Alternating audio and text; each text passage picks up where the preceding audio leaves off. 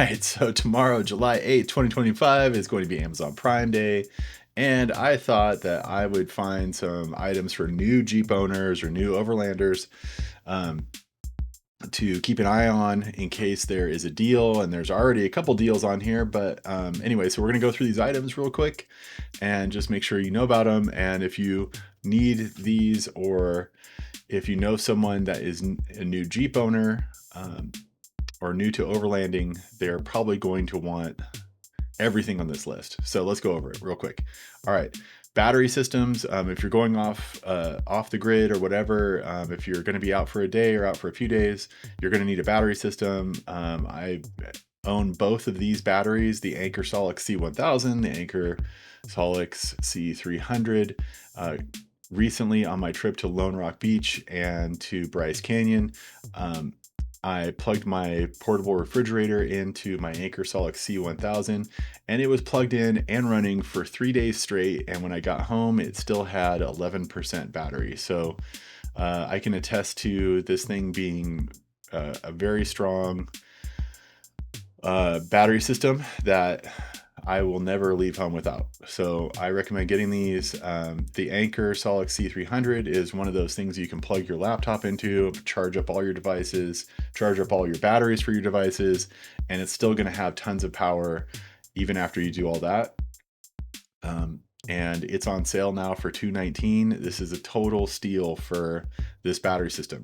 If you buy one of these battery systems, make sure that you buy a carrying case with it, because if you have one of these battery systems and you go off road, or you go out of your office, out of your house, you're going to need a system to plug it in and recharge it somewhere, maybe. So you need the cables, and there's no way to carry the cables with just the battery. You have to wind them up and throw them in some other bag, and then you have things in two places. So just for organization's sake and for alleviating the strain of wondering where things are and the stress of trying to find them, just get the case and call it a day. It's totally worth it. For 35 bucks, it's totally worth it. All right, next we go down to our safety items, and we are looking at like things that are high vis. Okay, so neon color gloves, neon color vest. They're, this is $6 for a vest. This is 15 bucks for these gloves. You need some gloves anyway. You should just buy the vest. It comes folded up in like a little square. It's about that big, and you just throw it in the glove compartment, and that way you have it in case you need to flag somebody down, or you have to change a tire alongside the road or whatever. So yeah, again, totally worth it. Fast, cheap, and easy. No brainer. Next thing you need is that if you're going to change tire, or you're going to do work on your vehicle alongside the road or on an unlevel surface or whatever, you need wheel chocks. These wheel chocks are 26 bucks. They come tied together, so you just basically stick the wheel chocks on one side, on either side of one of the other tires that you're not, or wheels that you're not working on, and that way your vehicle remains steady. Next thing you need is a set of jumper cables. It looks like this set is 15% off. I think it's like 35 bucks normally. It's 29 bucks right now. I would totally get this and call it a day. Lug wrench. I own this lug wrench. It is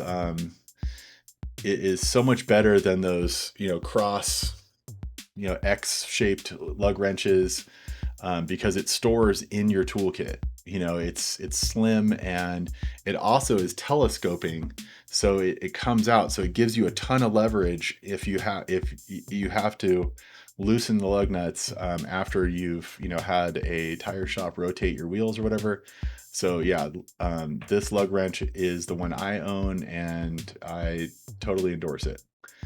All right, you're probably not going to take these with you, but you need a set of jack stands.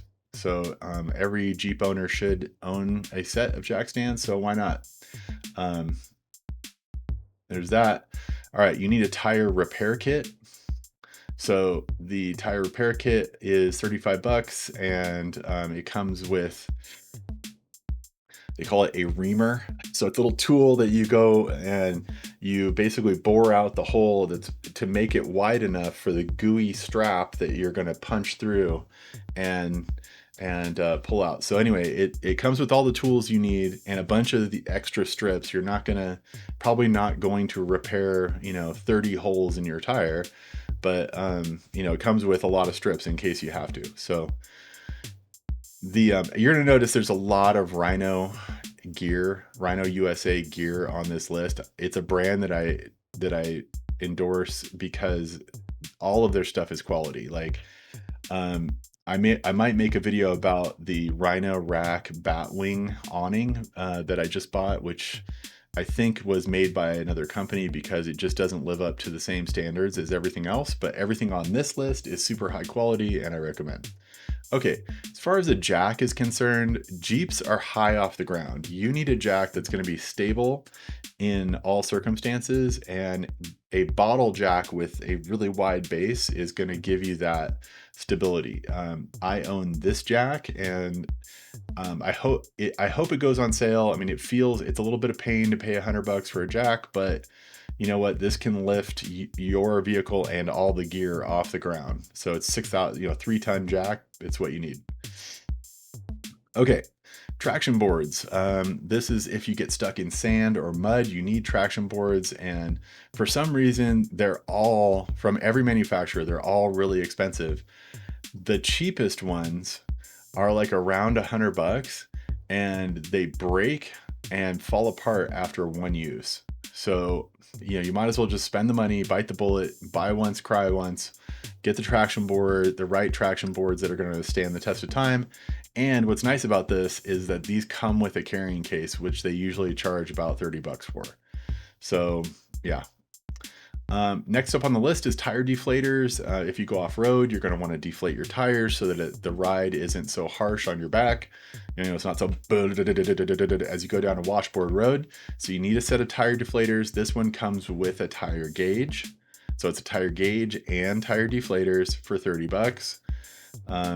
These are good tire deflators. And so if you subtract the $10 for the tire gauge, then it's like $20 for the deflators.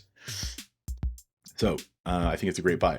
If you deflate the tires, you need to re-inflate the tires before you get back on the highway. So you need something like a compressor, and this compressor by Ryobi takes the Ryobi batteries. So if you have any tools that you bought from Home Depot, it's going to take that battery pack. And if you don't have a battery pack, then frequently at Home Depot, they have like a sale where if you buy a battery pack from them, then they will give you a free tool. So it's kind of a 2-for-1. So just, I haven't seen them sell this compressor there, but they might. But anyway, I have the previous version of this compressor and it works fantastic. So yeah, if you deflate, you need to re-inflate before you get back up to highway speed. Okay, next thing you need is some recovery gear. Which means a tree saver strap or some kind of tow strap. And Rhino's straps are just top quality. They have a very high brake strength and they're super good. Along with the tow strap, you're going to need some soft shackles. Soft shackles are how you attach it to whatever you're going to tow or whatever's going to tow you. And so, you need a set of soft shackles. I own both of these and they're super high quality. Next thing you're going to need as a new Jeep owner is going to be some way to read the engine codes off of your trip computer. And that interface is going to come from your ODB2 port. You can either do it with a Bluetooth reader or a cabled reader. I happen to own both of these. They're both great.